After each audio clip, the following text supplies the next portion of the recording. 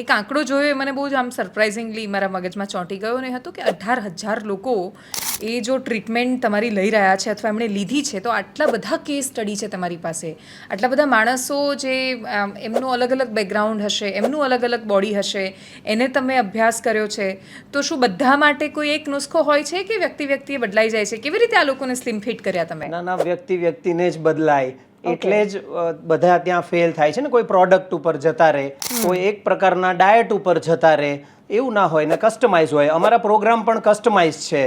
અમે રોગની સારવાર નથી કરતા, અમે વ્યક્તિની સારવાર કરીએ. પછી એ વ્યક્તિના જીવનમાં સ્ટ્રેસ છે, સ્લીપ ડિસ્ટર્બ છે, એની ફૂડ પેટર્ન ખરાબ છે, એને લેઝીનેસ છે, એના હેરિડિટરી ફેક્ટર કયા છે, એના રિપોર્ટ્સ કેવા છે, શું દવા લઈ રહ્યા છે, પાસ્ટ હિસ્ટ્રી શું છે, આ બધાનું સંકલન કરી અને એમાં જે અનિયમિતતા હોય એ થોડી એક સાથે 360 ચેન્જ કરો તો કોઈ ન કરી શકે.